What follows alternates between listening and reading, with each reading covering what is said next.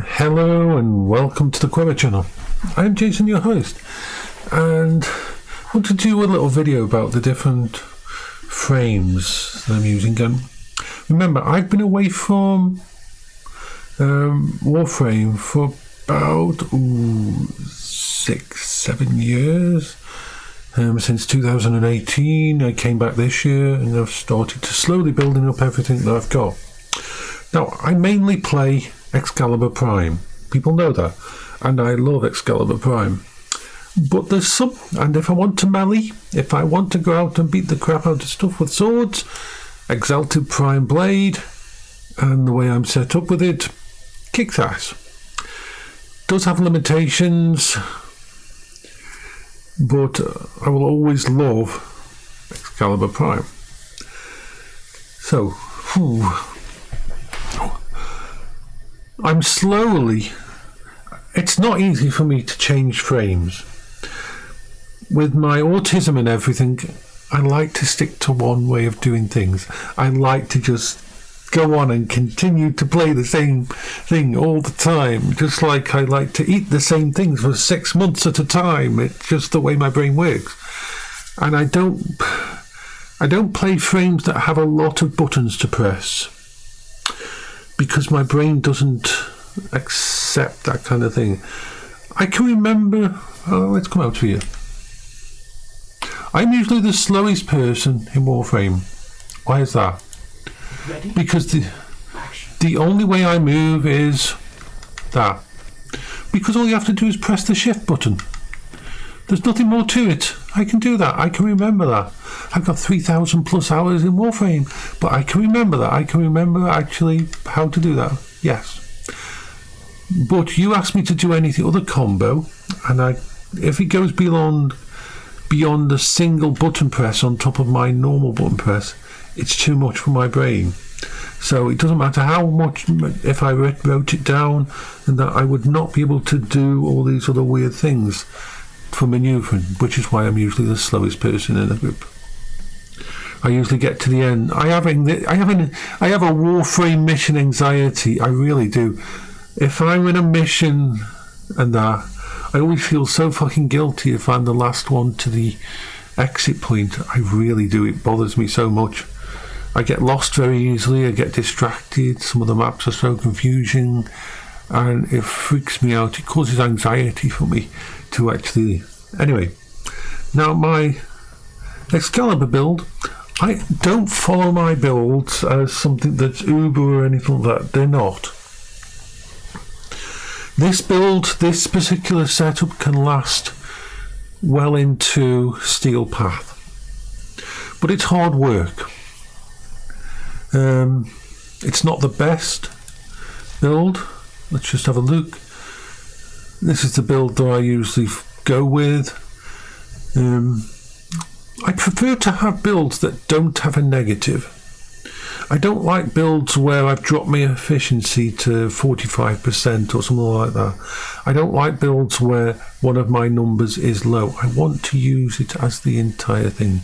The only change I've made is I've got rid of dash and replaced it with raw. So that's what I like. I've added to it. My mods, my augments. I haven't got many actual maxed out add-ons, so I use specific ones like these to work really well. Because this is my melee build. When I'm out fighting, if I keep fighting, I'll survive. So, let's just show you my Exalted Prime Blade build. Once again, it's a pretty basic build, but it kicks ass when I need to. Mucho kicky assy type build. Status up the wingman. So, what do we change into now? Because I've been forcing myself to try out different builds and build them up. For example, my Mirage build that I've not completed it, but my Mirage build is now competent enough to do arbitration and very early stage steel path, and basically anything that Warframe will throw at me. My build is once again not the most refined build. It doesn't go as high as some builds do, and it's a bit twitchy. You use all the abilities on this version. So if you look at my build here, increasing critical chance, this is specifically for my Ignis Wraith. So basically it's an okay build. There's builds out there that have much more strength, but I want it to be an all-rounder. It's pretty medium for all the bits and pieces. I like Eclipse because that's a nice way of doing it. It allows me to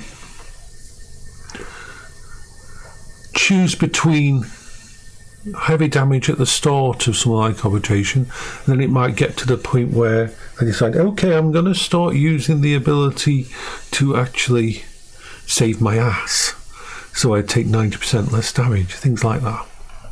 But I use everything. I use my disco ball, I throw everything out there. So usually with this, I will hit the first ability to give me a little bit of a damage. With it, a Hall of Mirrors, the damage of your doppelganger is increased by 5% every time you kill an enemy.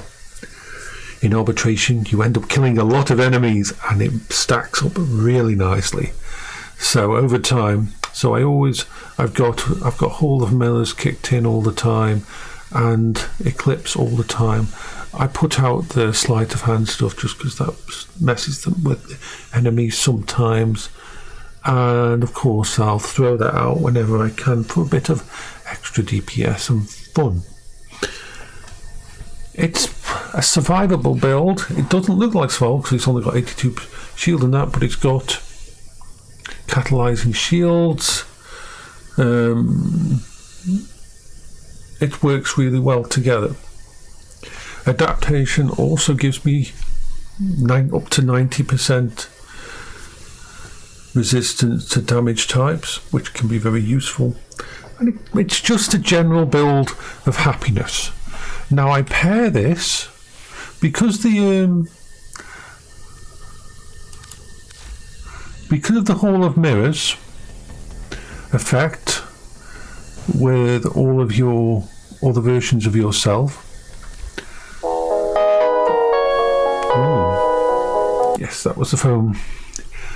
Because of the Hall of Mirrors effect, which is brilliant to create an entourage of things. They don't do as much damage, of course, but pairing it with something like the Ignis Wraith, Ignis Wraith is increased by the critical damage stuff that I get from my Arcane Avenger and Arcane Acceleration, because that gives me more chance of a critical hit. That gives me 30% an increase in firepower based on the critical hits. So it sort of is a perfect storm when you've got something like this, an area effect weapon that can hit all of the things at the same time. This is a nice build. It doesn't look like a thingy build because of course I'm using galvanized chamber and that to when I kill. 72% thingy stacks up to 5 times, so that really kicks ass. Galvanized aptitude, 75% status chance on kill, 34 direct damage per status effect, and I've got lots of status effects and things. So it's a fun little thing. It all works together quite well. So I'm happy with my Mirage build.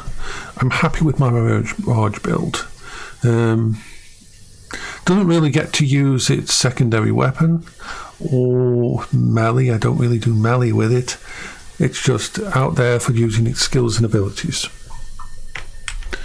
My next project is going to be, let's pick the next project, because I tried to force myself to, like I said, with my autism and everything, I'd like to do the same thing again and again and again and again. I mean, literally, my lunch downstairs, which is cooking in the Instant Pot pressure cooker, is the same lunch I've had for probably 5 months. Every day. It's just same, yes, happy, comfortable. And it's the same with things, so I have to force myself. So I want to, that's my Nidus build, but it's got produced, so I'm going to take up, I think the next build I'm going to mess with is, let's just set over to Nidus and actually put Nidus on, swap in Nidus.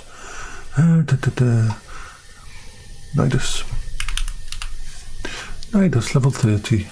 There we are. Quick Nidus. Okay, so Nidusy goodness.